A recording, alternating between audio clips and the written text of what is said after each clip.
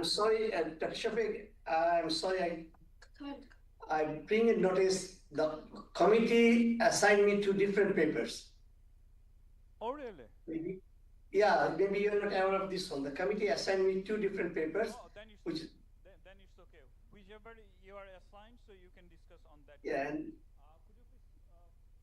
Could you please give they clearly asked me not to discuss about my student's article. which paper, who will discuss? Where is that paper, the document?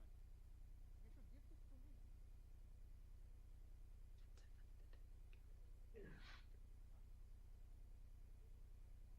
আচ্ছা, তুমি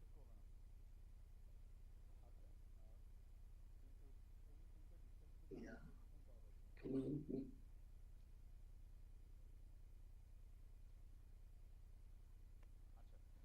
Okay, I would request Dr.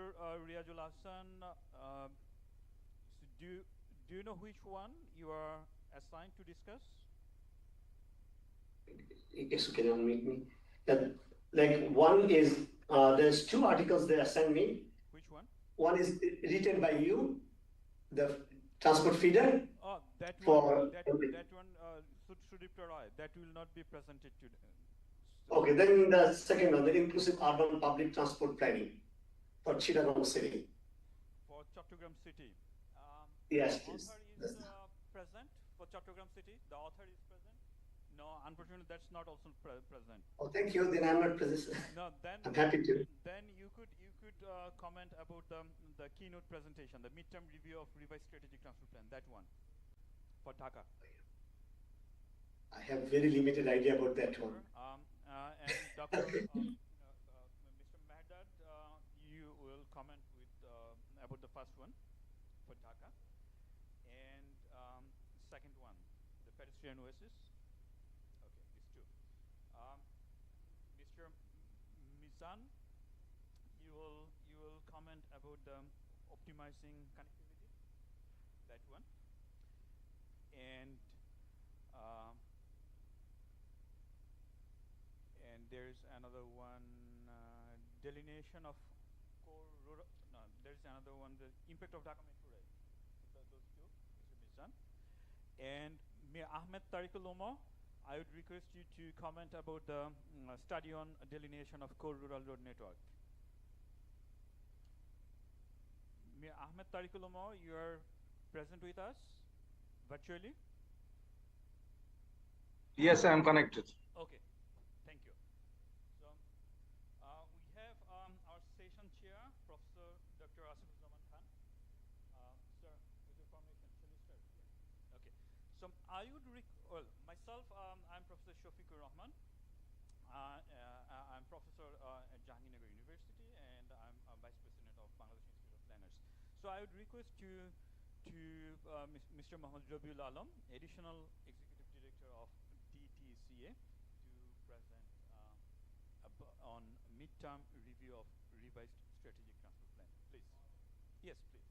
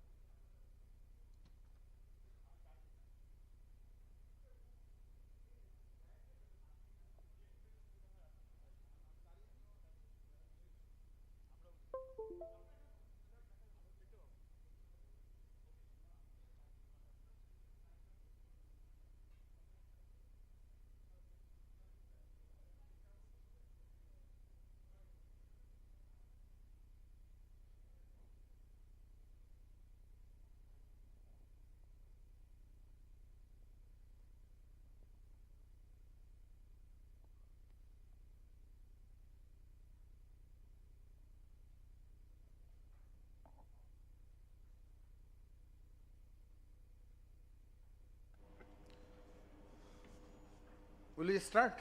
Yes, please. Okay, okay. Thank you, dear participant, distinguished guests, and fellow colleagues. Assalamu alaikum and good evening.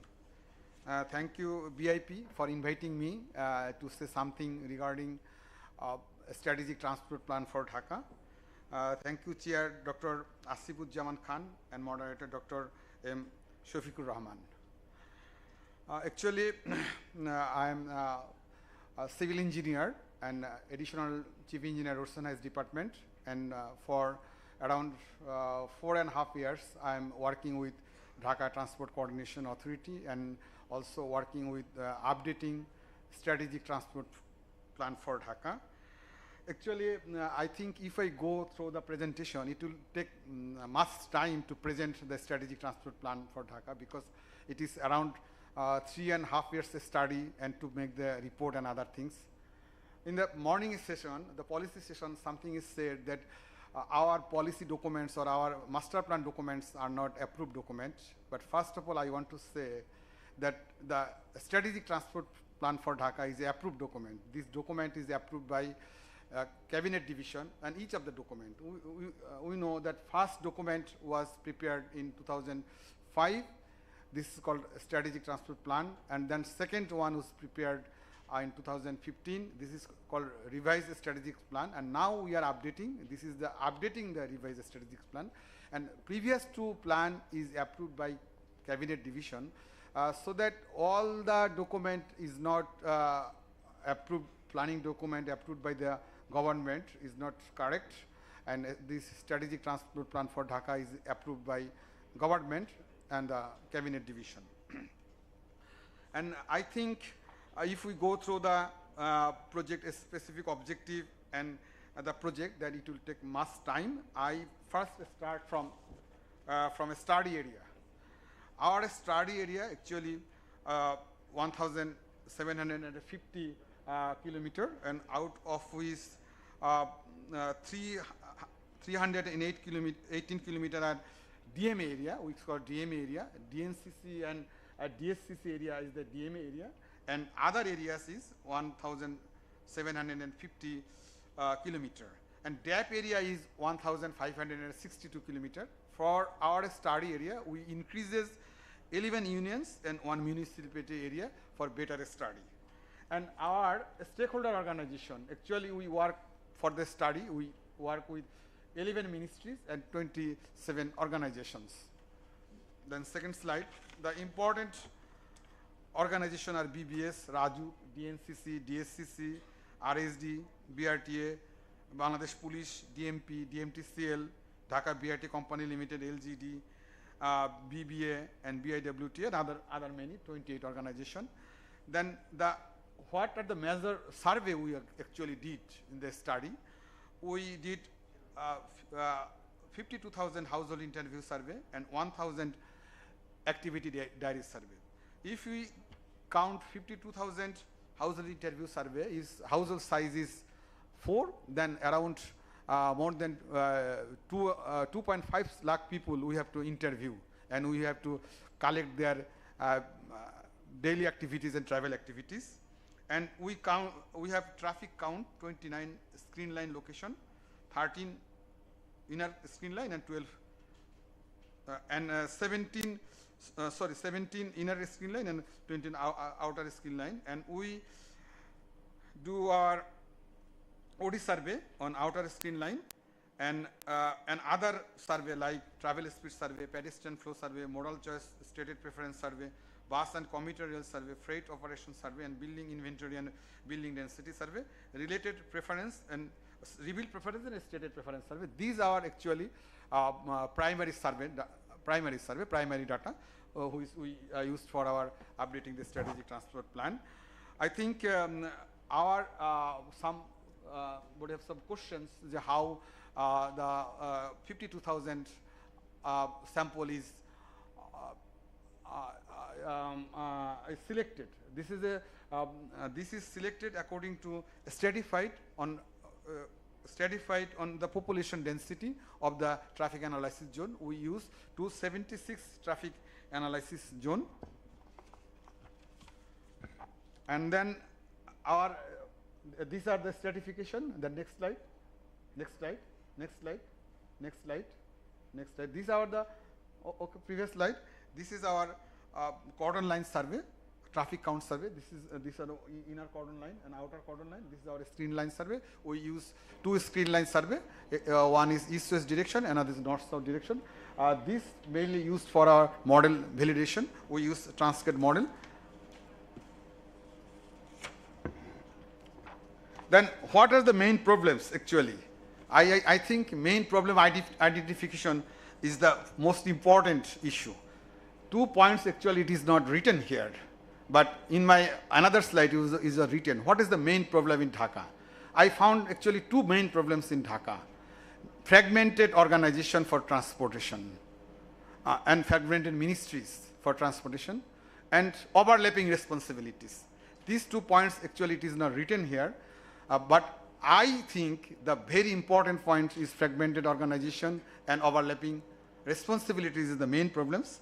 Other problems, lack of proper and interconnected public transit system, lack of systematic road network, many level crossing. We know in the previous slide you will say the 30 at grade level crossing in 50 kilometer of our railway line from Narayanganj to Gazipur. Then roadside illegal parking, lack of depot facilities for bus, especially for intercity buses, hawkers in footpath, lack of ramp-centric circulation plan and traffic management, road and footpath condition, especially discontinued footpaths and unrelated footpath, uncontrolled rickshaw, especially now the e-vehicles, 30 at gate level crossing in 50 kilometer, huge restricted zone in the middle of the city. If we see, this is the airport area, this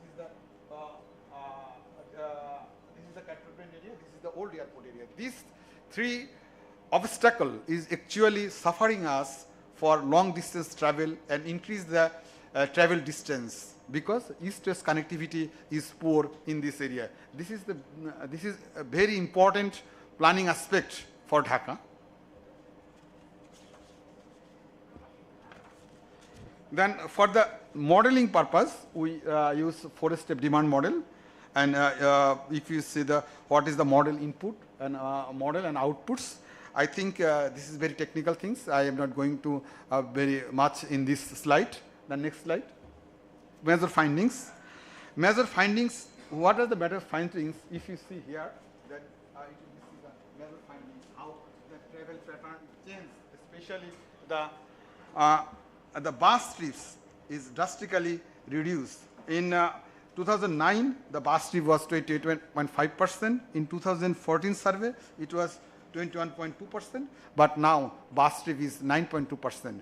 This is the how the transport system is deteriorated, especially in public transport trips, reduced over the years from 2009 to 2023.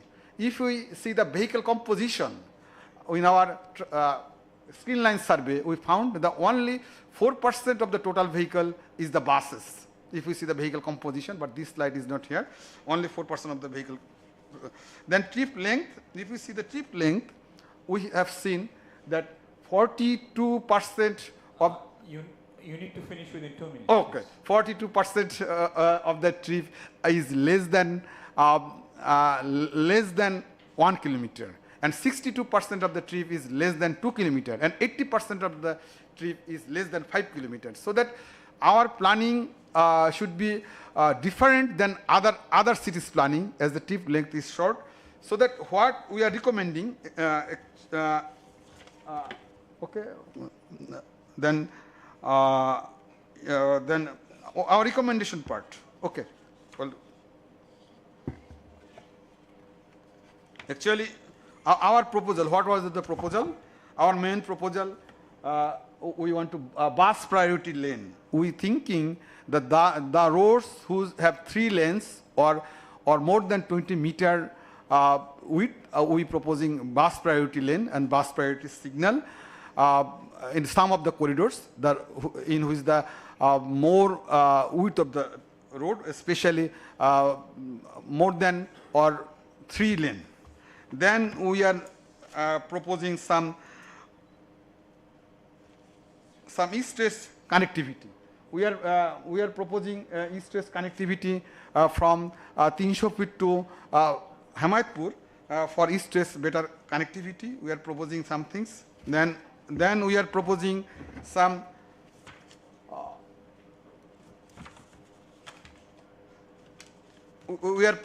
some integrated with local bus service. No.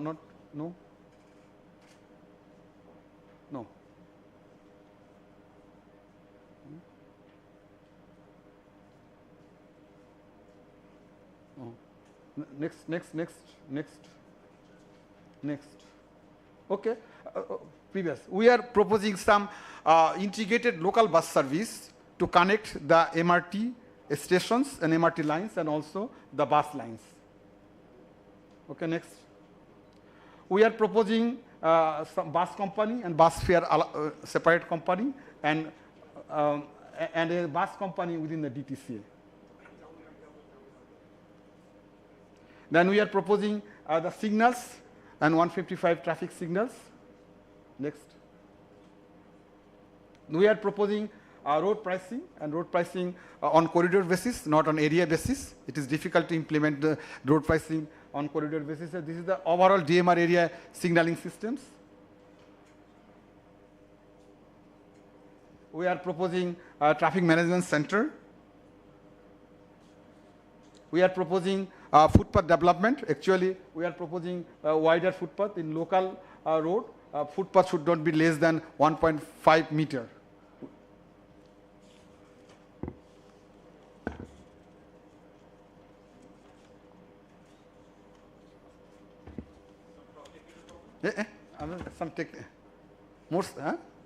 Some technical problem.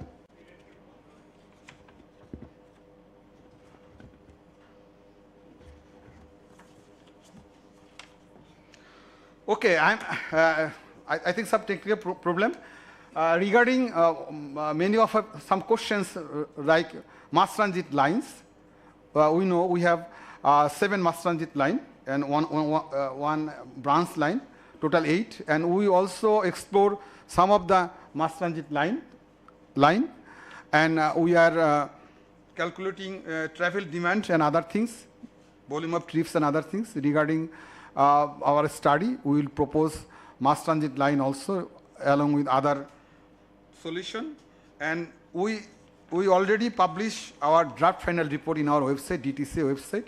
I think you can go through our document and you can give the comments so that we can enrich our document properly. Thank you. Thank you, Mr. Raviul Alom and your team for the nice presentation. But towards the end, there are some technical difficulties probably.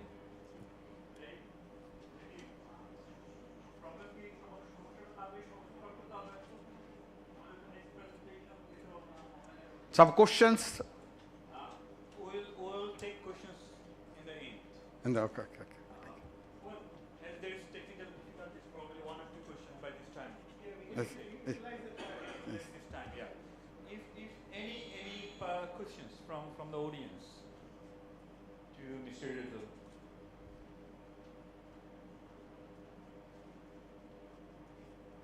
No? Oh yes, one, please. Yes, everyone.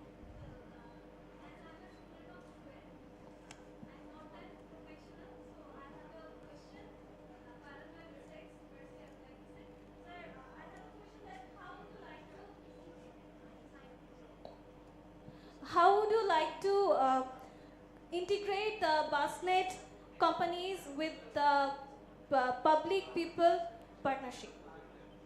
No, actually, BusNet will not implement it in the public-private partnership project. It is implemented by grant of the donors or from GOB fund. It is not implemented with PPP basis. Sir, my question was how would you like to integrate with public?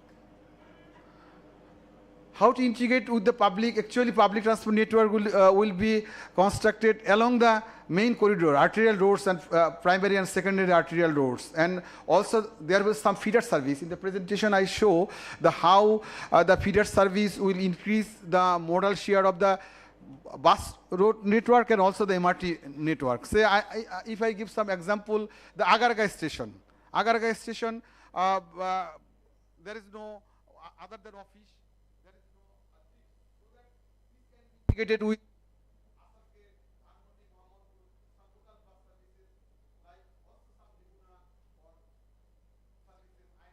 Okay. Thank you. Okay, sir, thank you. Thank you, Mr. Rabiul Alam. We'll move forward towards the next presentation. Our next presentation will be virtually online presentation. Pedestrian oasis, redefining urban spaces for sustainability and community engagement in Songdo. So Han Kim and the team, please. I would request you finish within 8 minutes, please. Kim.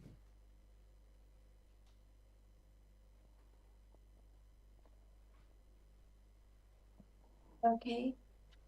Can we start? Yes, please. Okay. Assalamualaikum. Hello everyone. We're the students from Department of City and Metropolitan Planning in the University of Utah. Today we'll present our project titled Pedestrian Oasis, Enhancing 84th Street with Sustainability and Identity. So this project envisioned transforming 84th Street into more sustainable and walkable and community-oriented urban space. So this study focuses on the redevelopment of 84th Street in Songdo, aiming to create a pedestrian-friendly environment rooted in a 15-minute city concept. The project enhances accessibility, strengthens local identity, and improves environmental quality, transforming this street into space where urban life and culture thrive together. So where is Songdo? So our project has four key objectives. First, prioritize pedestrian movement and safety. Second, to enhance sustainability and identity to this area. Third, to add more green spaces and social gathering points. And lastly, to reduce vehicle traffic. These goals support a more inclusive and livable urban environment. So where is Songdo? Songdo is a mass-planned city located in Incheon, South Korea. It was built on reclaimed land along Yellow Sea. Kim, could you please you change your slide, please? So still it's on the first slide, title slide. Okay. Oh, we've been changing the slide the whole time. Can you guys not see the slides? This Yes. Okay. We can see only the title slide. Hello? If you It's changed now. Oh, okay. So Songdo is a master planned city located in Incheon, South Korea. It was built on reclaimed land along the Yellow Sea. The construction began in 2003. As the part of Incheon Free Economic Zone, it was designed to attract global business and residents. It's widely known as eco-friendly design, smart city infrastructure, and the advanced technology system. So why 84th Street? 84th Street is located in central of Songdo. It was surrounded by residential, commercial, and educational facilities, including major universities and large shopping complex. It is key commuting route for students, workers, and residents. However, the area was originally car-centric, resulting in poor walkability and safety, evidenced by 61% of jaywalking rate. This makes a high priority target for pedestrian-focused urban redevelopment. So for the methodology, we used three main research methods. First, on-site observation. We conducted pedestrian and traffic counts at 4 different times of the day: morning, midday, evening, and night. The second, we conducted non-structured interviews with over 100 people, including local residents and students, to understand their feelings about safety, comfort, and their vision of the space.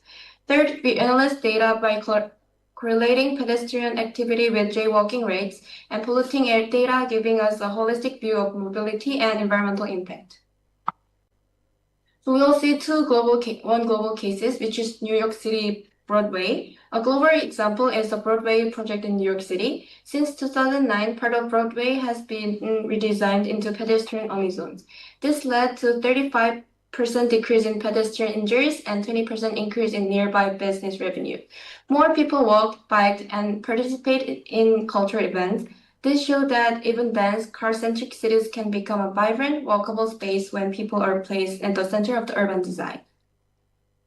And a successful domestic case found in Jeju, which is located in South Korea also, where Chiseongro and Nunemaru Street were converted into pedestrian zones. This street saw a rise in tourism and small business revenue. And surveys showed that 77% of locals felt safer and more connected to their community after the project. Property values and business diversity were also improved. This case proved that pedestrian zones can work in Korean cities when local needs and safety are prioritized. Now let's talk about daily mobility patterns and their environmental implication on Songdo-Ganglo 84.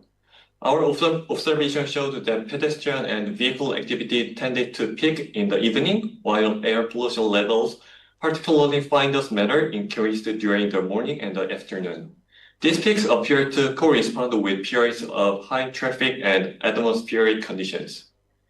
Carbon dioxide level increased steadily throughout the day, suggesting a cumulative effect for ongoing traffic emissions. Interestingly, while bus usage remained relatively low, it was consistent. This trend reflects Songdo's transport policy, which emphasizes eco-friendly mobility solutions, including the promotion of electric buses. To gain deeper insight into these trends, we conducted a statistical analysis testing the relationship between urban mobility and pollution levels. There was a clear pattern linking higher pedestrian volumes with increased instance of jaywalking, an indication of gaps in pedestrian infrastructure and safety. Vehicle traffic showed a weak relationship with fine dust levels, but more noticeable connection to carbon emissions, reinforcing the role of cars in contributing to air pollution. In contrast, buses show only a limited association with pollution, particularly with carbon emissions. This supports the effectiveness of electric bus adoption in reducing the environmental footprint of public transport. Complementing our data analysis, we surveyed residents and students to gather their perspectives. The vast majority expressed strong support for converting the street into pedestrian-only zone. Popular features included green spaces, mobile food vendors, and areas for rest or cultural activities. Most respondents prefer the street to always remain passenger-focused rather than a limited schedule. People anticipated benefits such as more pleasant walking experience, a healthier environment, and support for local businesses. However, several concerns were identified, including traffic inconvenience, maintenance responsibilities, and potential noise issues. To address these community concerns and ensure project success, we propose 3 solution strategies. First, to manage vehicle inconvenience, dedicated emergency routes and short traffic detours can be implemented to preserve accessibility while prioritizing pedestrian safety.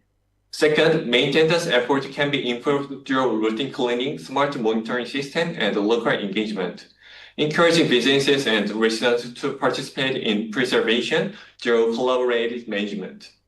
Third, to reduce noise pollution. Joining strategies can be used to separate louder and quieter areas.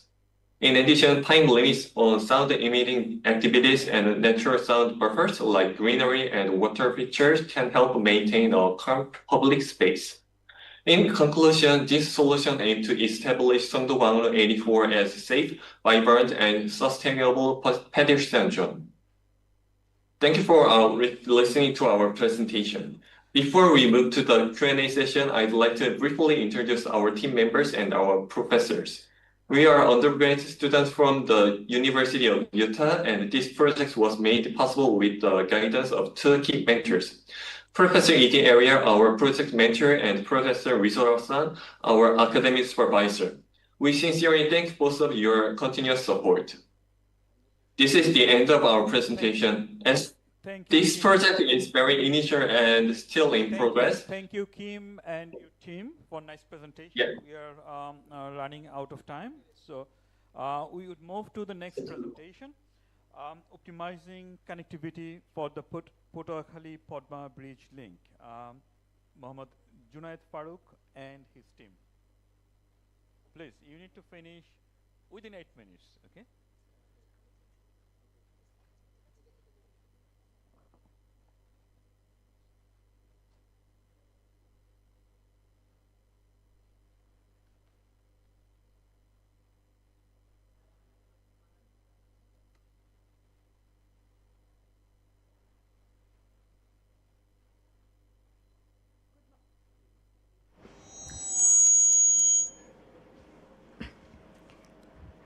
Good morning, everyone.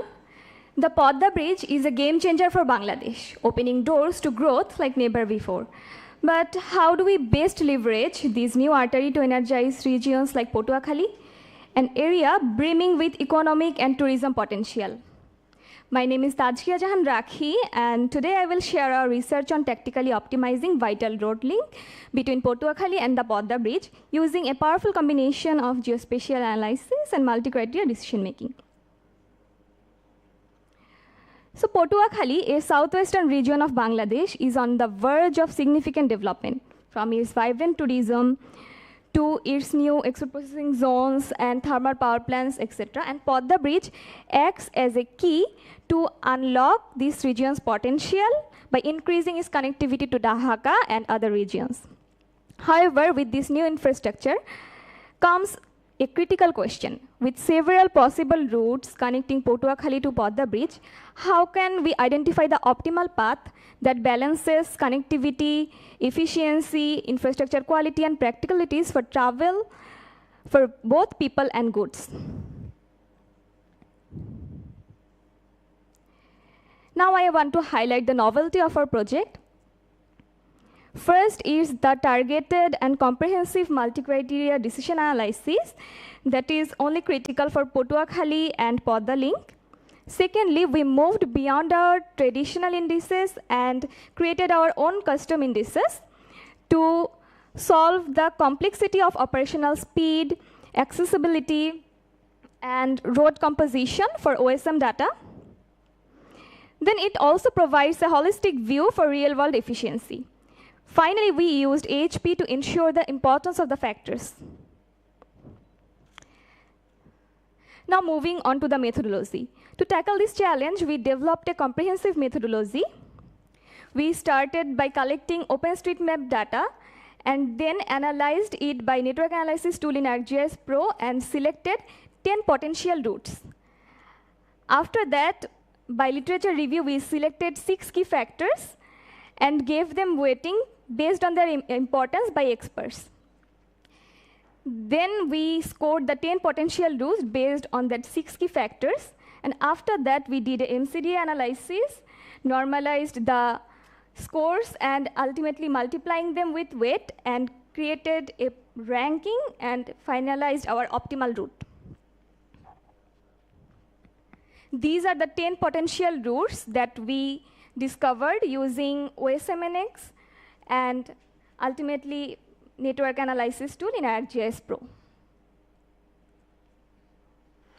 So these are the 6 factors that we selected through literature review, some obvious ones like length and time, and then we selected both average speed and max speed, and we penalized the speed limits that were below 50 km/h as per our literature review, as it will eliminate the vehicles, like local vehicles that will be on that highway. For road composition, in OpenStreetMap, there was a tag named highway, and under that tag, there are several classifications like motorway, trunk road, primary, secondary, etc. And we gave scores according to that classification. And then accessibility is scored based on adjacent land use.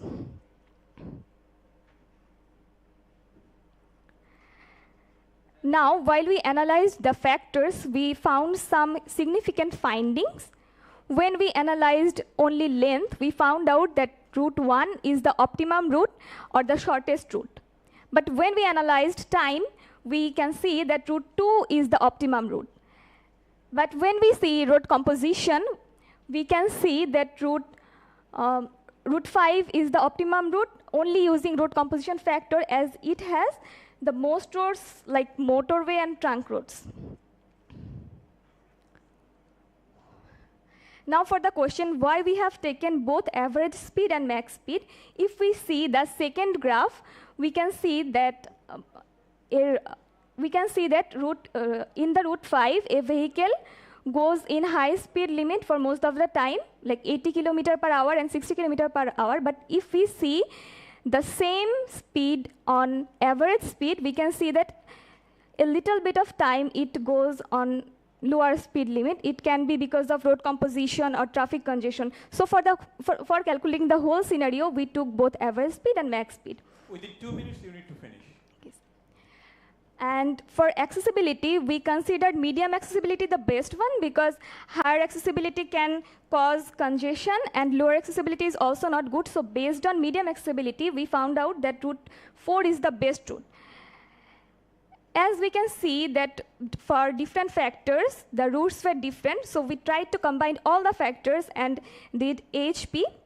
And based on that, we found out that our route 2 is the best route that goes from Potuakhali, Borishal, Ujirpur, Pathuriyar Par, Pakhira, Shoriotpur, Naudoba, and ultimately to Bodda Bridge. So why is our study important? If we prioritize route 2, it can economically boost and the investments to enhance the EPZ, agricultural and tourism of Potuakhali.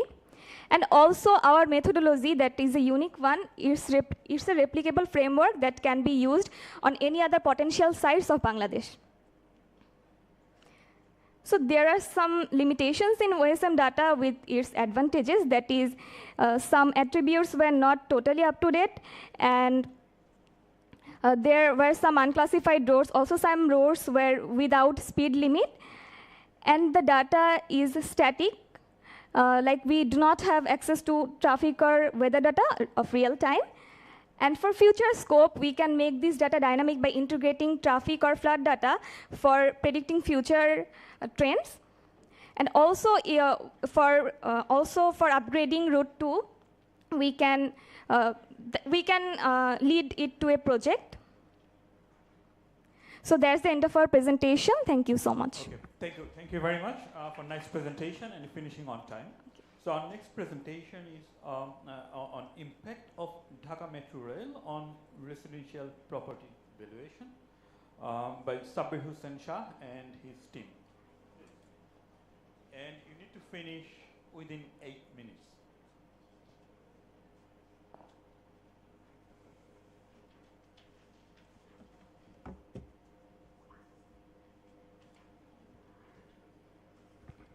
Assalamu alaikum. Here Muhammad Sabir Hussain Shah, student, Department of Urban and Regional Planning, Pabna University of Science and Technology.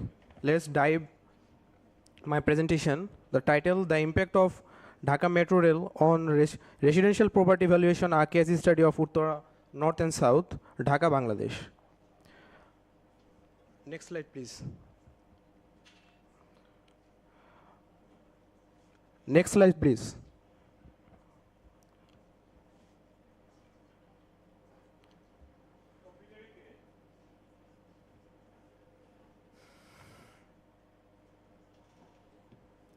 Thank you. As severe congestion and adequate transit affect quality of life, the new Dhaka Metro Rail or MRT6 was built to ease congestion with a rapid, eco-friendly option. Global studies show transit exists often uplift nearby real estate prices and examine how MRT6 influence property values is to constructing Uttara zones like Uttara South and Uttara North. Let's dive into our literature review. Access to metro lines typically increases real estate demand and prices. Some studies shows mature areas may see smaller gains and developing ones. According According to local research has focused on environment and traffic. Fewer have explored MRT impacts on land values. Our study contributes empirical evidence for Dhaka's transit-oriented development.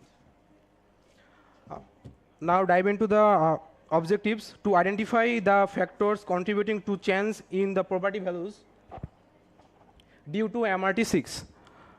To evaluate the impact of proximity to metro stations on residential property. Our research hypothesis is a greater distance from metro has a significantly lower price, older property age effect price, more room influence price, location effects price, and last property type. If we go through the study area, we have done the buffer about 500 to 1000 meter to evaluate our objectives. Here the Uttara North and Uttara South. Methodology we have conducted to fill up our objectives in hedonic pricing model. Next slide, please. Here logarithm regression analysis has been conducted, where beta 1 and beta 2 and beta 3 are the coefficient factor of this. To maintain the data collinearity, we have done variance in inflation factor, result. Next slide. Regression analysis, Uttara North model summary. Here we have a coefficient determination R square, that's 18.4. That means the model is moderately fit, and the Uttara South model is 24.1. Hedonic equation for Uttara North. Next slide, please.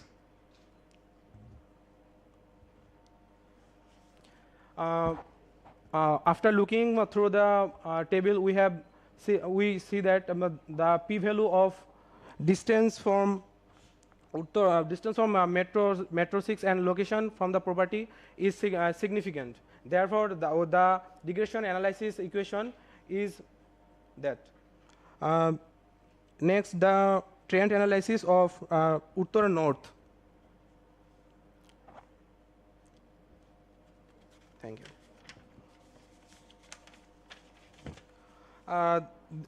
These are the trend analysis for Uttara North that has been done after establishment of Metro 6 and MRT 6. And on this slide, this trend analysis is done after the establishment of MRT 6. Here we can observe that as the distance increased to 200 meter to 400 meter range, the price accrues to around 9500 taka per square feet. The highest land price were observed for properties located between 400 meter to 500 meter from the metro station, and reaching nearly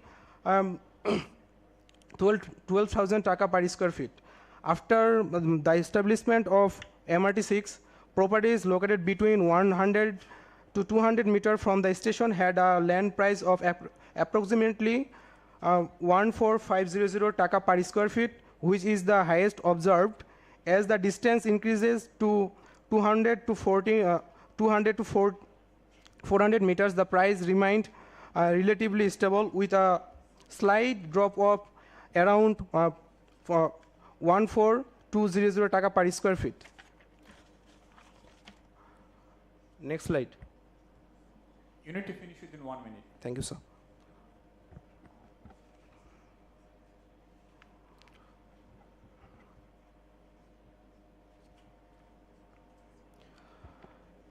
Both Uttara North and South showed higher land price near MRT station, confirming the positive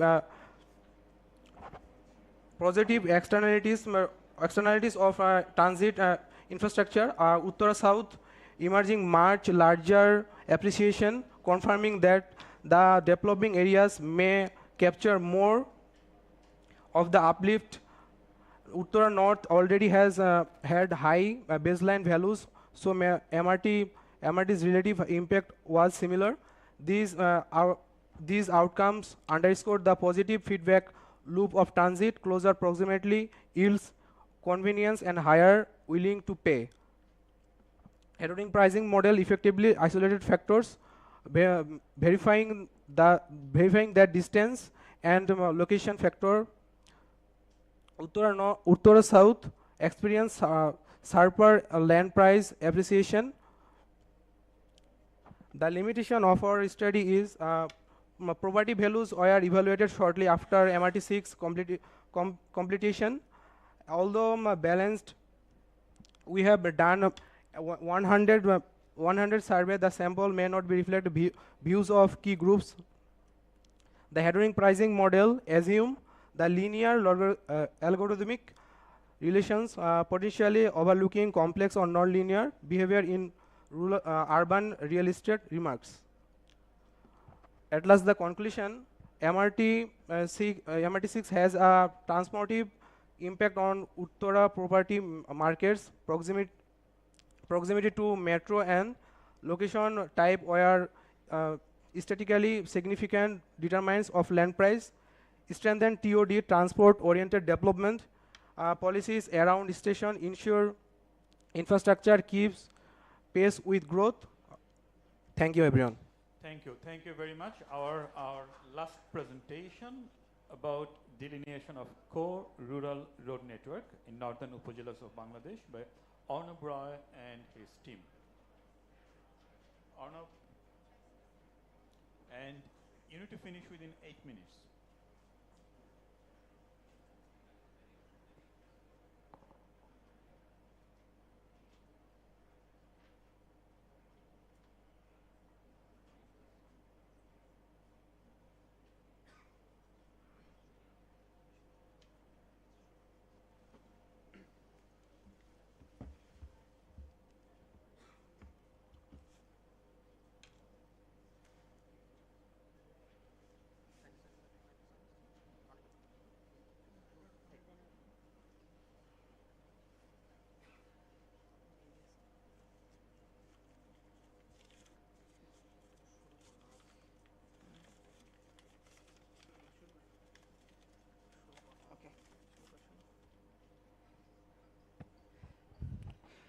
Good afternoon, everyone. I am Ronnie Mullah from Buet.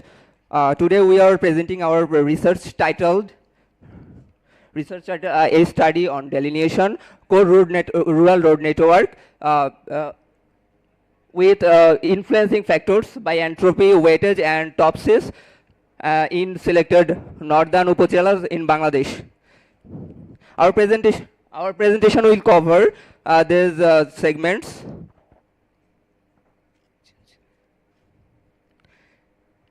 In Bangladesh, rural roads play a vital role in connecting isolated communities to economic hub, reducing poverty. Our agrarian country largely depends on rural roads to stimulate economic growth.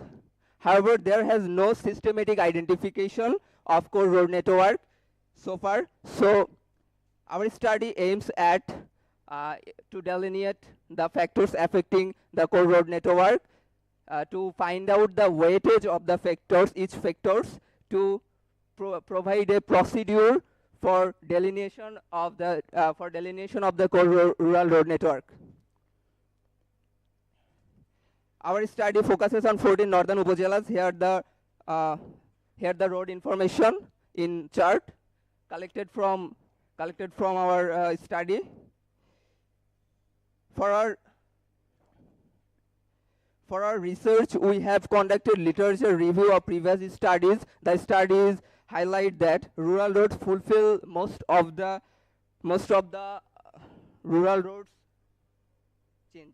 change next. Rural roads fulfill most of the SDG and socio-economic benefits, improve economic and living standards by provision of better connectivity, provide service facilities like market, health, education, jobs, and cuts down travel time and empowering marginalized communities and maintaining regional ecological pattern. So rural core road network is very important concepts here, from our literature review, we from our literature review introduced entropy weightage method to assign the weightage for factors, and other research recommends Topsis method for ranking the rural roads. Assalamualaikum. First of all, by key information survey, we have identified the preliminary important road networks, and with that, we have identified the factors. After that, entropy weightage method had been used to identify the weightages. Topsis has been used for the ranking of the roads, and after that, we have examined the preliminary identified road network, and with the analyzed identified road networks, matching those things, we have found the rural core road networks. Change it. From the study, we have identified 7 factors, including those. There is no correlation matrix has been done, and here minimum correlation has been found, ensuring that every factors have minimum interdependence in decision making process. We said that we have analyzed population density, road density with other factors, and there is only some minimum correlation among them. And if we look at the graphs, we can see that there is a upward and downward trend in some factors. Change, please. Change it. Using entropy weightage method, we have found that only some of the variables have the highest weightage. Among them, the most weightage is given by the population, and our key information survey is that they are imposing that they want to access the hard burden and service facility by core road network, and in some cases they only prioritize fewer cases they have prioritized the headquarters, accessing administrative headquarters. Next, please. Next. Topsis has been used using the entropy weightage method. Topsis analysis has been done using the weightage method from weightages we found from the entropy method. Here, normalized matrix has been used with multiplying those weightages with our factors, and we have analyzed the Euclidean distance, and we have ranked the road networks. You need to finish within 2 minutes. Here's a case study on Shorishabari Upazila. We selected as our study area. Here's 22 roads are identified as core road networks. Here the other 14 upazilas, where we can see our model is 77% to 94% matches with the previously identified road networks. Here in the light blue color shows the preliminary identified roads, and the dark blue is showed the identified road as analytically. The orange graph is showing the matching rates of 14 upazilas, where we can see the Shorishabari is the least number of matches, and Rajarhat may be the first number of matches. We can also identify missing links though KII survey, where we can see 35% of respondents suggested that to connect the core rural networks to the identified roads, followed by the connection to Hard Bazaar and service facilities.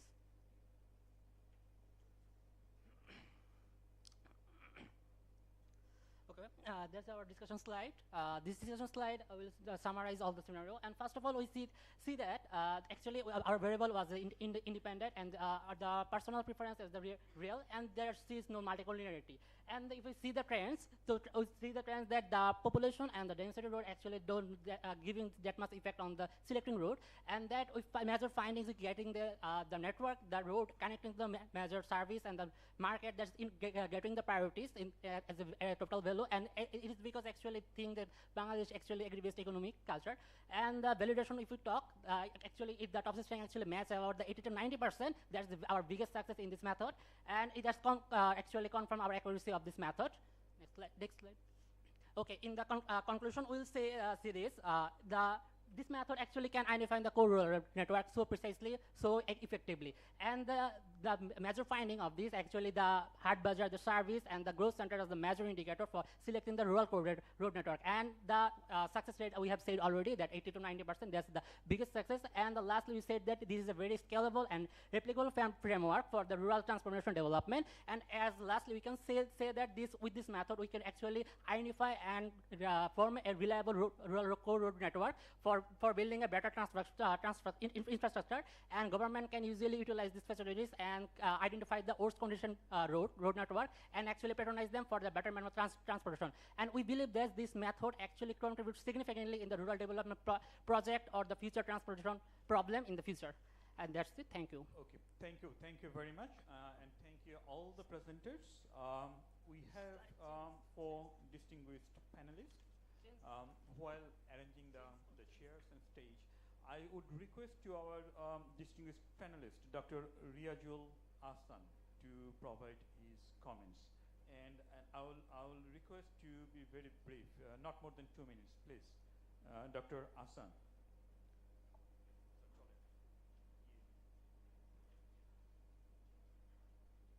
Yeah. Well, thank you so very much for giving me the opportunity. Yeah, even I tried, I may not take long time because I don't have much idea about GTP. I've been out from Bangladesh for a long time though. So if my answer seems like stupid answers or analysis is stupid analysis, I beg pardon at the beginning. All right, so thank you so very much. Okay, they're not having started me. Right.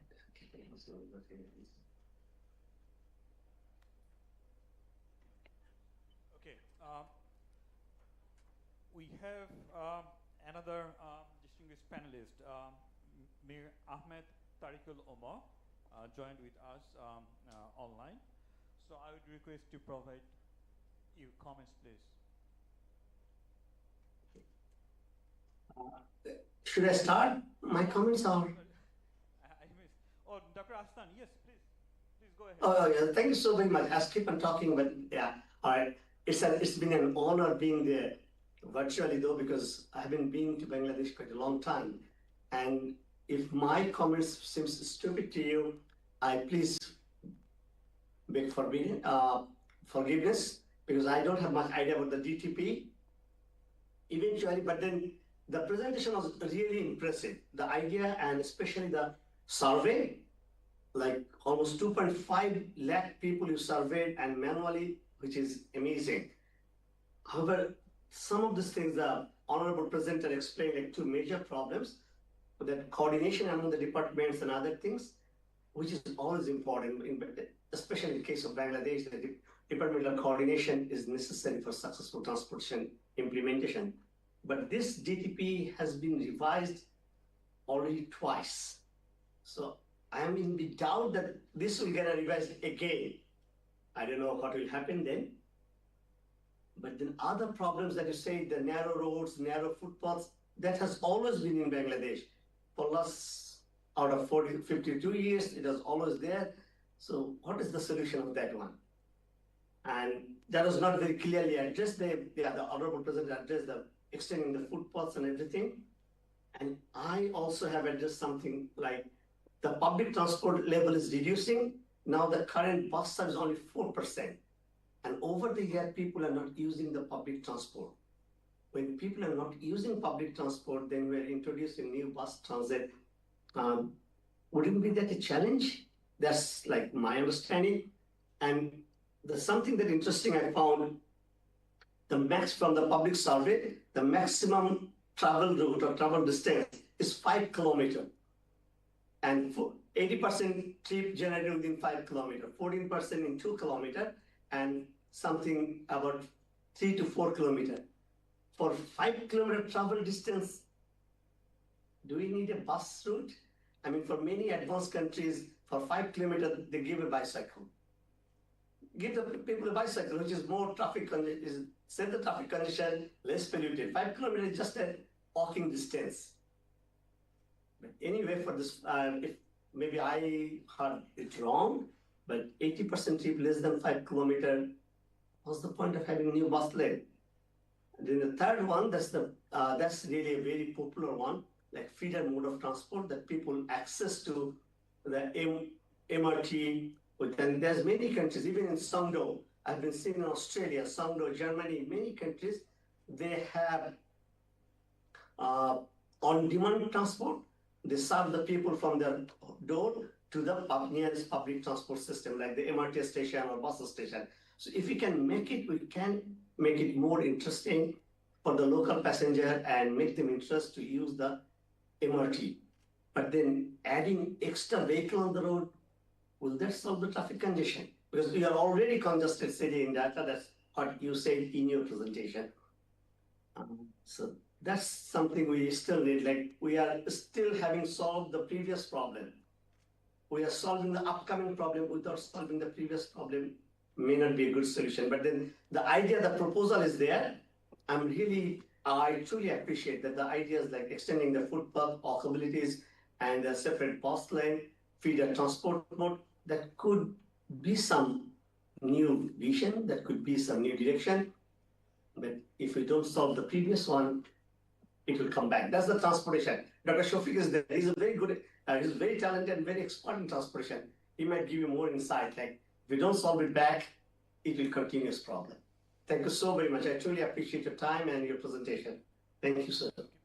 Thank you very much, Dr. Hassan. Our next distinguished panelist, Mir Ahmed Tariqul Umar. Please enlighten us with your valuable comments.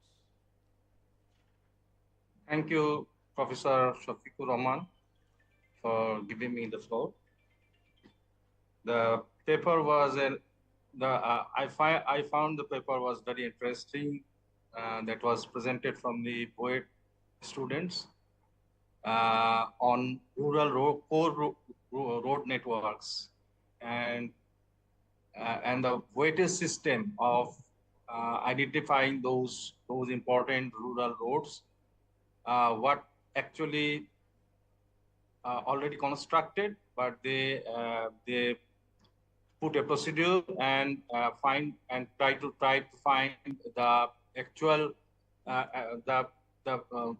projected or the model evaluation of those choosing those roads as the rural road connectivity, which have already been built, and they have found that most of the cases they find that it is more than 85% or 90% correct according to their model, that these roads are correctly identified. But my understanding from my job in Planning Commission that many of our rural roads are not constructed on the basis of these given weightages for rural connectivity, say for growth center connectivity or for connecting some important facilities like health and academic facilities. In many cases, the important influential persons, actually, they determine which road to be selected despite of their actual necessity. In many cases, the less important road connected to the minister's house is constructed, and very important road connecting to the growth center is not included in the list. So I think this for this political intervention, as a professional planner, we need to frame a very impartial weightage system that will actually give every alternative roads a a weightage, say sum of weightage. Say one road A is connecting 10 primary schools, one college, and one growth center. So if we set weightage for every primary school, say for 5 points, and for college, say 10 points, and for growth center, if we put 20 points, and then summing up all the points along for those facilities connecting the road. And similarly, if we find the summation of points for alternative road B, then we'll get the comparative analysis of which road is more important for the rural road connectivity, rural road core networking. This exercise is not actually done in the planning commission. So if you can find out the exact weightage of those important facilities and the feature of connectivities, say connecting the major highways or connecting the Upazila highways or connecting a rural road, these will give certain points. And thereby, if we can select those roads, how much important those are, and by setting a priority for constructing them, then we can find the our preference, people's preference for those listed roads. Among them, according to our budget, we'll construct the most important roads. But I would request the researchers to find a specific weightage by using your procedure, that if a growth center gets 15 points, exactly how much points should a primary school will get? Say it will be 2.5 or 2.3 or 7.5. And for connecting the national highways, if it gets 15 points, then connecting a Jilla road, how much point it will be given, the comparative weightage. So this can be done through your research for further, in your further research. And another thing is very important. We see many of the roads, especially in northern Bengal, northern Bangladesh, where the flood direction is from north to south. But we construct many of the parallel roads connecting east and west. So we are actually repeatedly constructing dams against the flow of flood water. So if we could reduce the parallel roads connecting east and west, and more roads connecting north to south for feeder roads, and a much wider east-west connecting roads for connecting the east-west establishments. And that would actually reduce the drainage congestion for flood water. But these things are not actually that much considered for rural road, core road connectivities consideration. So these can be also put and weight in selecting those rural roads. So thank you very much for giving me the opportunity. Thank you. Thank you very much. Our next panelist, Mr. Mehta, please.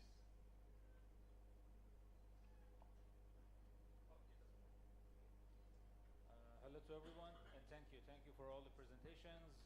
I'm gonna make it brief, and I'll talk about just two presentations: the strategic transport plan of Dhaka and also the pedestrian oasis. Regarding the strategic transport plan, I would call it more as a practical study than a research, because it follows a standard procedure which is already in the book. So I'm going to look at it that way. And one thing is that there was no time to have a good look of each slide, so we're not going to evaluate all the details. So I'm sure every standard, every technical issue was considered in this four-step modeling. There is no question in that. And actually, I'm not that much familiar with the whole network of Dhaka. But as I thought there were just 76 traffic analysis soon.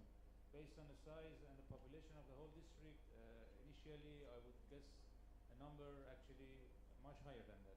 But that's just my comment. Again, I'm not that much familiar about the whole network. But regarding the topic of this session, I would like to look at it from another angle, actually concern of sustainability, because I'm sure many scenarios were evaluated, and the best one based on the modeling process was suggested in the end. But the thing is that if we go just based on the model, we're usually sticking with the total cost of the travel system, which is usually based on the total travel time of the whole users. The thing is that it's very necessary and it's very good, but we're missing something here. We're missing the user experience in this process. Still, it's not usual in four-step modeling to consider this kind of criteria. But I think based on the current situation, which seems to be critical, maybe there are some tools that we can evaluate some numerical measures of user experience. I mean, I'm talking about the topological and geographical measures of the network, because these kind of projects, new roads, new expressways, new highways, and also new transit lines would hugely impact those things. So maybe we could just give it a look when we're suggesting the final solutions. That's all. And about the next presentation, pedestrian oasis, it was a good study. I just want to mention 3 points. The first is about the analysis section.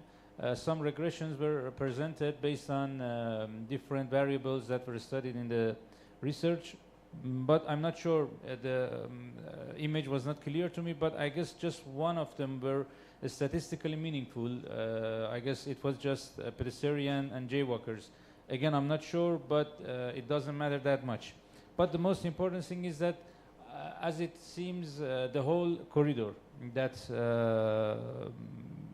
street was studied as an isolated link, but it's actually a part of a whole system. It's a part of the whole network, and as it was said, it was vehicle focused in the beginning. So if we're going to change that, if we're going to modify the function of that street, we should look into the effects that it can has upon the whole system, upon the whole network. At the end, it was suggested we need some transportation detour. Yes, but is it possible? What are the effects? To what extent can it be done? So this is another concern. And also, the recommendations were somehow in general, more detailed suggestions based on the current street that we're talking about was missing in the presentation. So I tried to keep it, as you said, very short. Thank you. Thank you very much. Thank you. Thank you very much. Our last panelist, Mr. Mohammad Mizanur Rahman, please. You need to be very brief, 2 to 3 minutes max.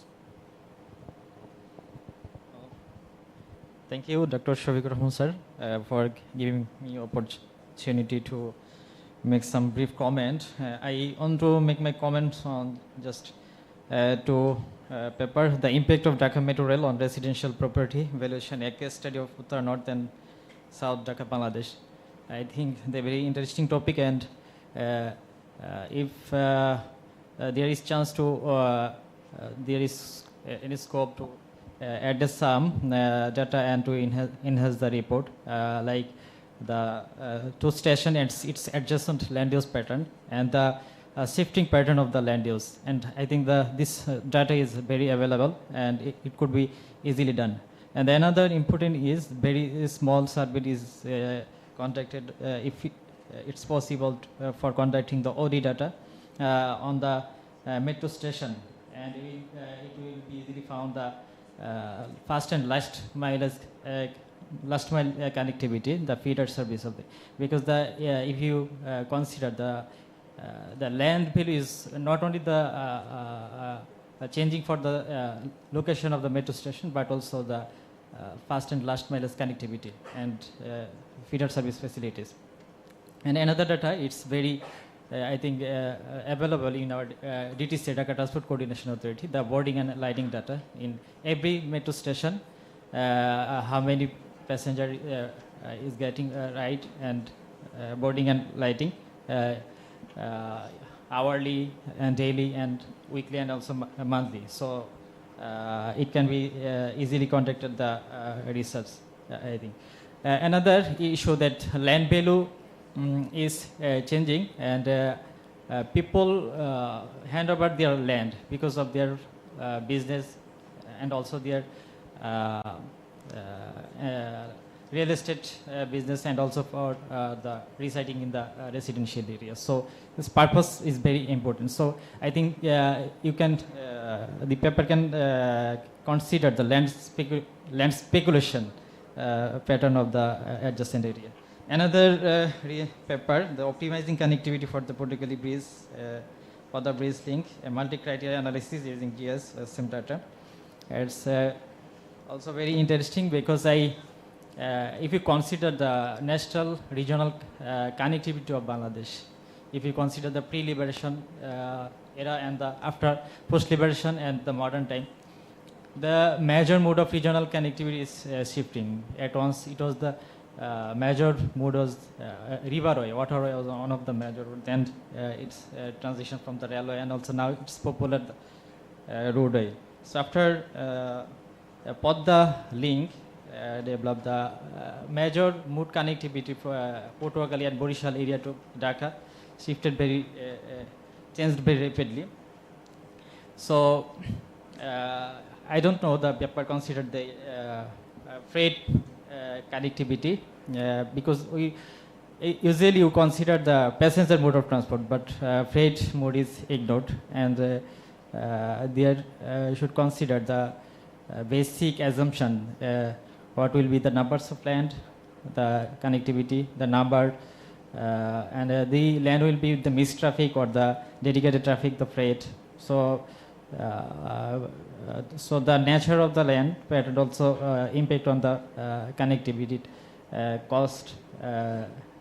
It has direct impact on the cost and time. Another important issue I want to address that the optimizing for the connectivity, the topography pattern has the direct impact of the on these types of analysis. I don't know. The research had addressed the topography pattern like the natural terrain, if how many rivers it's crossing or the how much terrain area is crossing. It has the direct impact on the optimizing of connectivity. So this was my from my side of the paper. Thank you. Thank you very much.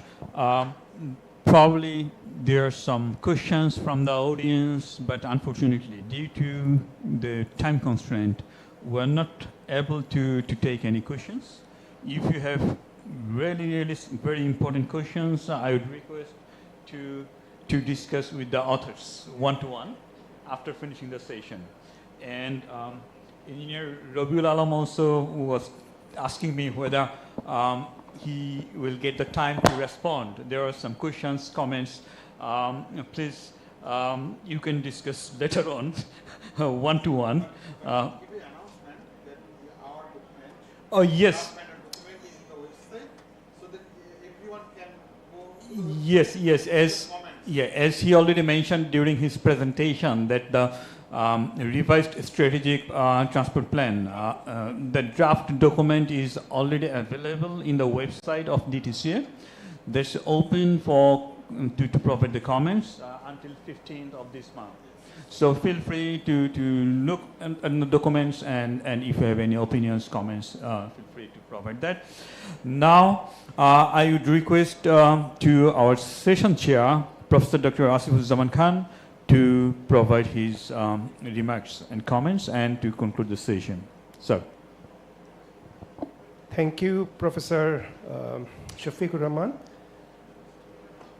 Assalamu alaikum and good afternoon. In parallel session number 3, we had one keynote presentation and 4 other presentations. We were supposed to have 6 presentations, but we didn't have the 2 presentations. That I would say blessing in a disguise because we were running late.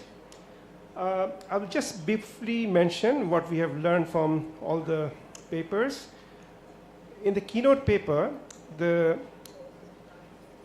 information given from the survey, one key finding was the walking the walking modal share has gone up over the years, which is a good thing.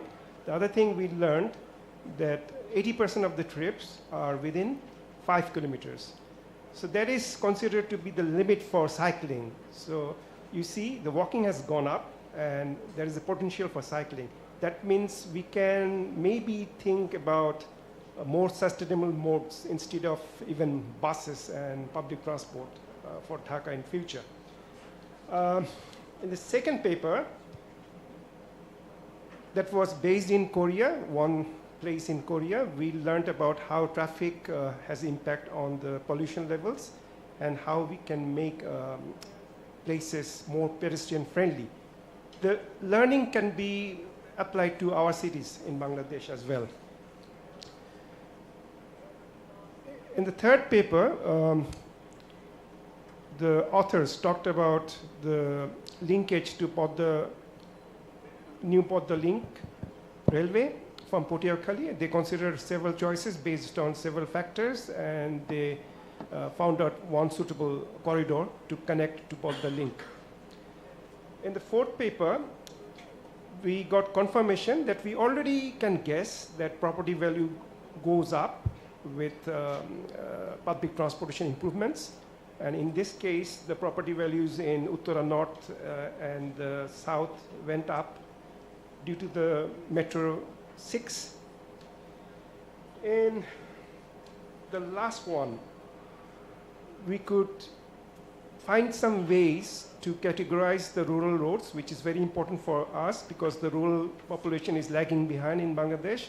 And we need to support their activities, especially the agro-based activities there. And we learned about how we can categorize the roads and how we can decide which roads to construct. So in a way, we learned a lot of things. And the session title, Accessibility and Pro-People Transportation and Mobility, the title, all the papers reflect the title, actually. And we learned a lot of things that we can use later. So I would like to thank especially Professor Shafiqur Rahman for very efficiently moderating the session. I would like to thank all the presenters, especially the keynote presenter. And I would like to thank the distinguished panelists for their very important comments. And with that, we can conclude the session. Thank you. Thank you very much. Thank you all. Now we can go for lunch. Please join with us for lunch. Thank you. Yes, sir.